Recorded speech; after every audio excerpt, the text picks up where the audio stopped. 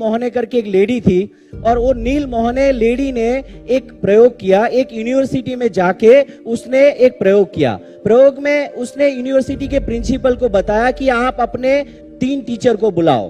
तो वो यूनिवर्सिटी के टीचर ने 3 टीचर को बुलाया और बोला कि आप हमारी यूनिवर्सिटी के सबसे बेहतरीन 3 टीचर हैं, और आप लोगों को सबसे बेहतरीन 90 स्टूडेंट्स दिए जाएंगे।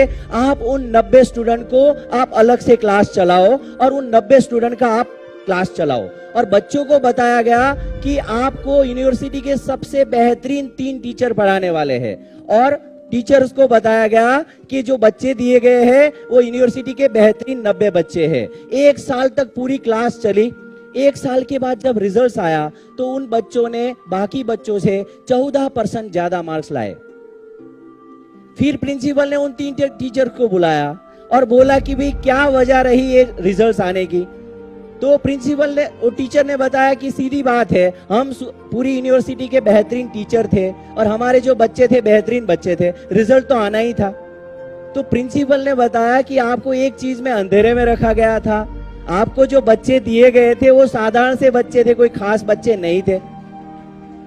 तो वो बोले कि हम अच्छे टीचर हैं, कोई सवाल ही पैदा नहीं होता, हम बेहतरीन टीचर है इसलिए रिजल्ट अच्छा आया। तो बोले आपको एक और चीज में अंधेरे में रखा गया था, आप भी टोपी में से निकले पहले 3 नाम थे। हेलो, टोपी में से पहले निकले 3 नाम थे, आप भी कोई खास टीचर नहीं थे। अभी मैं आप लोगों को पूछना चाहूंगा, फिर ऐसी क्या वजह रही जिस वजह से ये अच्छा रिजल्ट आया?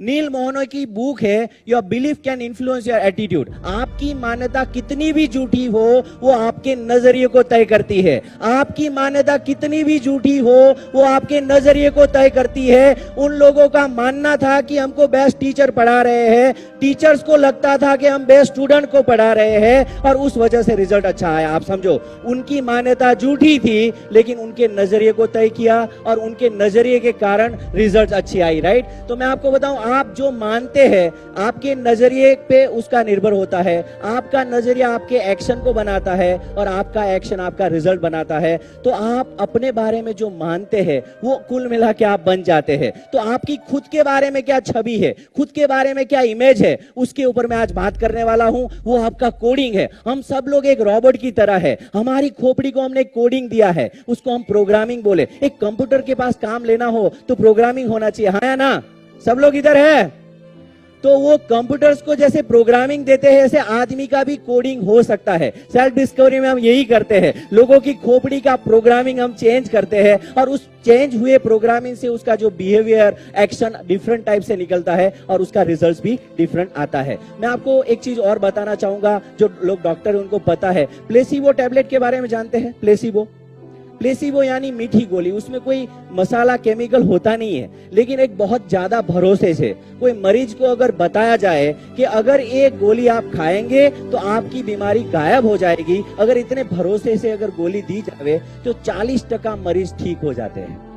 ये फेडरल ड्रग एसोसिएशन, जिसके जरिए कोई भी दवाई लॉन्च करनी हो तो फेडरल ड्रग एसोसिएशन का प्रमाण पत्र चाहिए। वो फेडरल ड्रग एसोसिएशन के सर्वे में बताया गया है कि अगर कोई आदमी को मीठी गोली भी बहुत भरोसे से दी जावे तो 40% मरीज ठीक हो जाते हैं। 40% लोग तो ठीक होने के लिए बैठे हैं। मतलब आपका भरोसा ही आपकी दवाई है, आपका भरोसा ही आपकी दवाई है।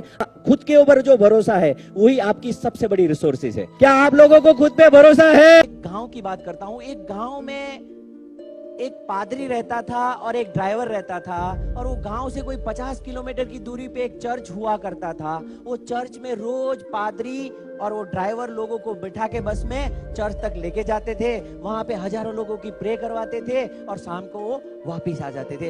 एक दिन क्या हुआ, वो चर्च का पादरी और वो ड्राइवर जो शराब पी के गाड़ी चलाता था, दोनों मर गए। दोनों यमराजा के पास गए। यमराजा उन लोगों के घर का अलॉटमेंट कर रहे थे, उनका घर सौंप रहे थे, और उस समय पे वो जो ड्राइवर था शराबी, उस शराबी ड्राइवर को एक 5 स्टार जैसा घर दिया गया, और वो जो पादरी था जो लोगों को प्रे करवाता था उसको एक छोटा सा झोंपड़ा दिया गया। तो पादरी बोला कि ऐसा कैसे हो सकता है, मैं हजारों लोगों को रोज प्रे करवाता था और ये शराबी ड्राइवर गाड़ी चलाता था, लोग डरे जा रहे थे, उनको आपने 5 स्टार जैसा घर दिया और मुझे ऐसा छोटा सा झोंपड़ा। बोले तुम्हारे कानून अलग, हमारे कानून अलग। पादरी बोला क्या है तुम्हारे कानून, बताओ तो सही क्या है आपके कानून। तो पादरी यमराजा ने पूछा, यमराजा ने जवाब दिया कि जब तू 1000 लोगों को प्रे करवाते था तो लोग सो जाते थे, और ये पादरी, ये जो ड्राइवर था वो शराब पी के गाड़ी चलाता था, लोग प्रार्थना करने लगते थे, हे भगवान पहुंचा देना। बोले तूने क्या किया उससे कोई लेना देना नहीं है, रिजल्ट क्या है उससे तेरा लेना देना है। हेलो, आप समझे ना? तो हमें रिजल्ट ओरिएंटेड एक्शन करने हैं। बाहर एक चूहा बिल में घुस रहा था और कुत्ता उसको देख रहा था। कुत्ते ने चूहे को बिल में घुसता देखा और वो कुत्ता वहां दौड़ा भागा और वहां जाके वो डिगिंग करने लगा, खुदाई करने लगा। वो कुत्ते को खुदाई करता देख और 12 कुत्ते आए और वो भी डिगिंग करने चालू किया। 12 लोगों ने एम्ब्रॉयडरी का मशीन डाला। समझ में आ रहा है? एक बंदे ने डाला, 12 लोगों ने डाला। 5 मिनट डिगिंग किया, कुछ हाथ नहीं लगा। 4 कुत्तों ने मशीन भंगार में बेच दिया, भाग गए। और 5 मिनट चूहा हाथ नहीं लगा और 4 कुत्ते भाग गए। और 5 मिनट चूहा हाथ नहीं लगा और 4 कुत्ते, मतलब 12 जो कुत्ते आए थे 12 कुत्ते भाग गए। एक कुत्ते ने अपना डिगिंग चालू रखा। वो कौन सा कुत्ता होगा? चूहे को बिल में घुसता देख लिया था, उसका डिगिंग चालू रहेगा। जो देख लेता है उसका डिगिंग चालू रहता है, जो देख लेता है उसका डिगिंग चालू रहता है, जो देख लेता है उसका डिगिंग चालू रहता है, जो देख लेता है उसका डिगिंग चालू रहता है। अगर आपके सपनों के पीछे जो कर्म कर रहे हैं, वो कर्मों के पीछे अगर भरोसा जुड़ा होगा तो दुनिया की कोई ताकत नहीं है जो आपके डिगिंग करने से रोक सके। जो देख लेता है उसका डिगिंग चालू रहता है, राइट? तो हमें देख लेना है, हमारी क्लैरिटी बढ़ेगी। आप बोलेंगे क्लैरिटी कैसे बढ़ेगी यार, ऐसे थोड़ी बोलने से बढ़ जाएगी। तो मैं आपको छोटी छोटी बातें बताऊंगा क्लैरिटी क्या चीज है। जैसे एक बहुत अच्छी खूबसूरत सी गाड़ी है, ब्लैक कलर की मर्सिडीज, 3500 सीसी का इंजन, 3500 सीसी के इंजन में मुकेश भाई बैठे हैं और वो मर्सिडीज गाड़ी लेके कच्छ जा रहे हैं। और वहां पे उनकी कोई होटल है, उनको नहीं पता है वो कहां किस रास्ते से जाना है, किस गली में मुड़ना है, और वो गाड़ी पे बैठे हैं। गाड़ी में दम है, रास्ता खुला है और आपको अपनी होटल तक जाना है और आपको पता नहीं कि किस गली से मुड़े तो अपनी होटल आवे। आपकी गाड़ी किस रफ्तार से चलेगी? अरे भगाओ, अरे भगाओ।